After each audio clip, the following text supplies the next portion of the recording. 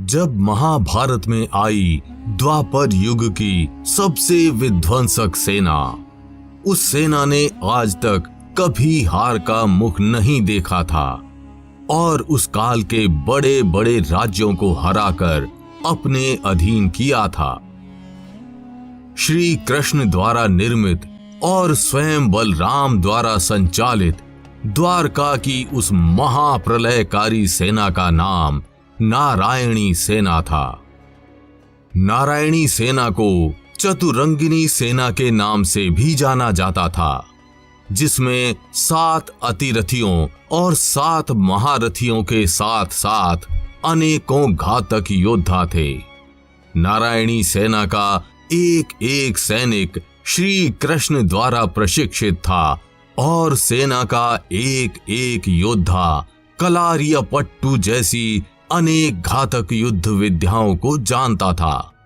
इस प्रकार नारायणी सेना महाभारत काल की सबसे विनाशकारी सेना थी। लेकिन श्री कृष्ण के वचन के कारण भारत की इतनी महत्वपूर्ण सेना ने कौरवों की तरफ से लड़ते हुए अधर्म का साथ दिया। तो आखिर क्या हुआ तब जब युद्ध में श्री कृष्ण के समक्ष आ खड़ी हुई उन्हीं की नारायणी सेना? और आखिर कैसे किया पांडवों ने नारायणी सेना का सामना? जानने के लिए वीडियो को अंत तक जरूर देखिएगा। लेकिन वीडियो शुरू करने से पहले जय श्री कृष्ण कमेंट करना बिल्कुल भी मत भूलिएगा। भगवान श्री कृष्ण की कृपा आपके पूरे घर परिवार पर सदैव बनी रहेगी। ऐसा कहा जाता है कि भगवान श्री कृष्ण को आप जिस रूप में देखेंगे वो आपको वैसे ही दिखेंगे। किसी के लिए भगवान श्री कृष्ण अच्छे बांसुरी वादक हैं, तो किसी के लिए वे चोर हैं।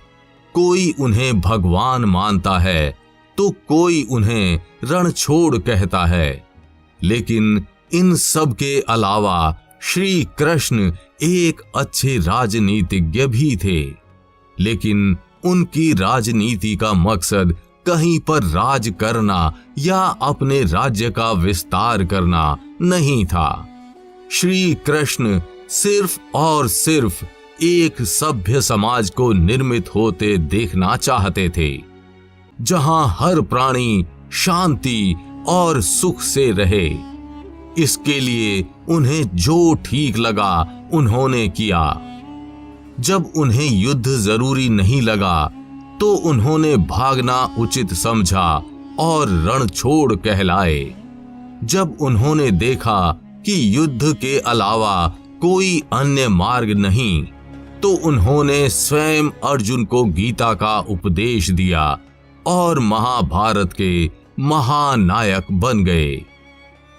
कंस वध के बाद जब मथुरा पर जरासंध के हमले बढ़ने लगे, तब श्री कृष्ण ने मथुरा छोड़ने का निर्णय लिया और द्वारका नगरी बसाई। मथुरा में श्री कृष्ण के पास जरासंध जितनी विशाल सेना नहीं थी, इसलिए उन्होंने द्वारका में उससे भी बड़ी विशाल सेना का निर्माण किया और उसका नाम नारायणी सेना रखा। नारायणी सेना के 7 हिस्से थे, जिनके 7 अलग अलग सेनापति थे और संपूर्ण नारायणी सेना के मुख्य सेनापति स्वयं बलराम थे।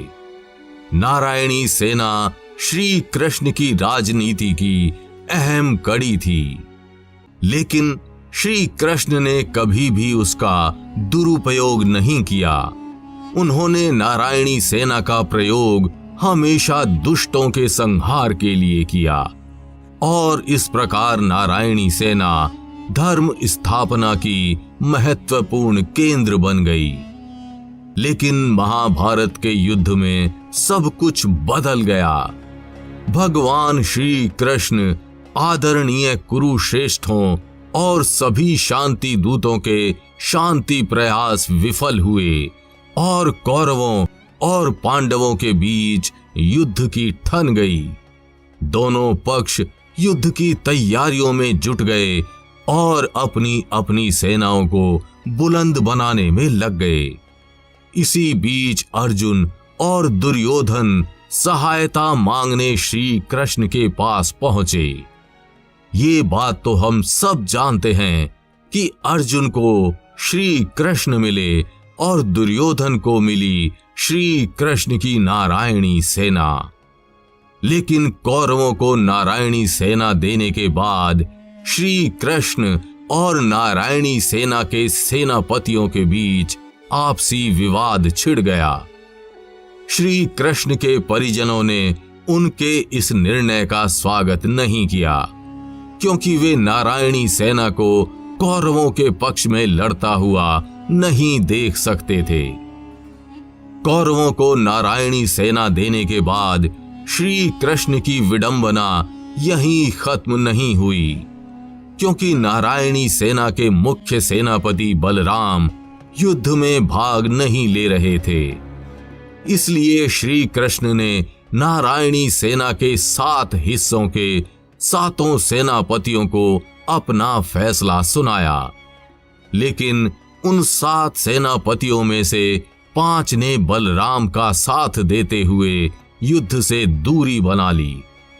वहीं नारायणी सेना के 6ठे हिस्से का सेनापति सात्यकी पांडवों का समर्थक था। सात्यकी अर्जुन का शिष्य था तथा पांडवों से अधिक लगाव रखता था। सात्यकी पांडवों पर हुए अन्यायों से परिचित था। वो कौरवों से घृणा करता था तथा वो युद्ध में पांडवों की जीत चाहता था। जब श्री कृष्ण ने सात्यकी को अपना फैसला सुनाया तो उसने अपने सेनापति का पद त्याग कर दिया और पांडवों की सेना में शामिल हो गया। नारायणी सेना के 7 हिस्सों में से 6 हिस्सों ने श्री कृष्ण की बात नहीं मानी। इसके बाद नारायणी सेना के 7वें हिस्से के सेनापति कृतवर्मा ने श्री कृष्ण की बात की लाज रखी और कृतवर्मा ने अपनी उस एक अक्षौरोहिणी सेना के साथ कौरवों का साथ दिया। इस प्रकार श्री कृष्ण की नारायणी सेना के 7 हिस्सों में से मात्र 1 हिस्से ने महाभारत के युद्ध में हिस्सा लिया। महाभारत के युद्ध में यदि बलराम, सात्यकी और कृतवर्मा अपनी पूरी नारायणी सेना के साथ मिलकर कौरवों का साथ देते तो निश्चित ही युद्ध एक दिन में समाप्त हो जाता और पांडवों का जीतना असंभव हो जाता। लेकिन कौरवों का साथ दे रही कृतवर्मा की वो एक नारायणी सेना पांडवों को हराने में सक्षम थी। महाभारत में अनेकों ऐसे क्षण आए जब कृतवर्मा और उसकी नारायणी सेना ने पांडवों को कड़ी चुनौती दी। एक बार कृतवर्मा ने सात्यकी को हराते हुए स्वयं कर्ण की रक्षा की थी। उसने स्वयं भीमसेन को कड़ी टक्कर दी और पांडवों के सेनापति धृष्टद्युम्न को बुरी तरह परास्त किया। महाभारत के युद्ध में भले ही कौरवों की हार हुई, लेकिन कृतवर्मा और उनकी सेना का एक बाल तक बांका नहीं हुआ। अश्वत्थामा और कृपाचार्य के बाद कृतवर्मा जीवित बचने वाला तीसरा कौरव योद्धा था। महाभारत युद्ध के 36 साल बाद श्री कृष्ण के वंश के साथ साथ नारायणी सेना का भी विनाश हो गया। तो आपको नारायणी सेना की ये अद्भुत कहानी कैसी लगी, हमें कमेंट करके जरूर बताइएगा। और अगर वीडियो आपको अच्छी लगी हो तो इसे लाइक व शेयर कर चैनल को सब्सक्राइब करना बिल्कुल भी मत भूलिएगा।